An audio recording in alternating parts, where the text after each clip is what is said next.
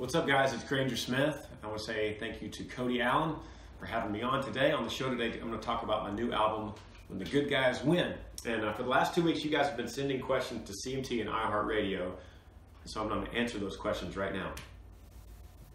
Ann from Austin says, do you remember the first time you saw yourself on CMT? Yes, I do. It was a cool moment because it was my music video for Don't Listen to the Radio, which is a special music video for me. It's about 10 years old, but it's special because that's where I met my wife, Amber, and she is the girlfriend of mine in that video. I didn't meet her until that day. So if you watch the music video for Don't Listen to the Radio, that's the same day I met my wife, and the rest is history.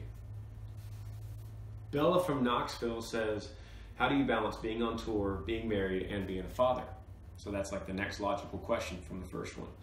But that's the hardest challenge, no doubt, being on tour and being married and being a dad, because I look at being a husband and being a father as my #1 priority. And music is very demanding, touring is very demanding, and it's a tough balance. I do know a couple things. I know that this business is going to slow down for me in a matter of years, whether I try to slow down on purpose because I get to choose to slow down, or because I'm being phased out anyway. I'm not responsible for either of those scenarios. I can hope for the best, but regardless, I'm going to be home. I'm going to spend a lot of time with my kids during the years when they really need me there the most. The middle school years, the high school years, I'm going to be there all the time. The second thing I look at is that by showing my kids that I'm following my dream, living with a full heart, following this passion, loving what I do, I think that's a good example for being a dad to kids that see a dad that's not tired all the time, working a job that they can't stand, coming home at 5 o'clock and wanting to eat dinner and go to bed. I like to think that eventually they'll look back and go, man, dad lived life to the fullest, and that's the best example I could try to set for them. Donna from Evansville says, now that the CD is out, who are the good guys? Well, I knew that before the CD was out, but I'm happy to have a title called When the Good Guys Win, because that title makes me think of the good guys in my life, which is my dad, my brothers, my uncles, my grandfathers, my friends that have been really impactful in my life. And being a good guy is more than something you're just born with. Being a good guy is something you have to wake up and put an effort into.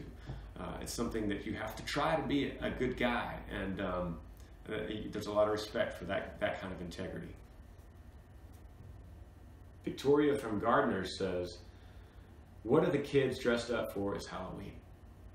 Well, that keeps changing. My kids are 6, 3, and 1.5, so you can imagine at that age it changes a lot.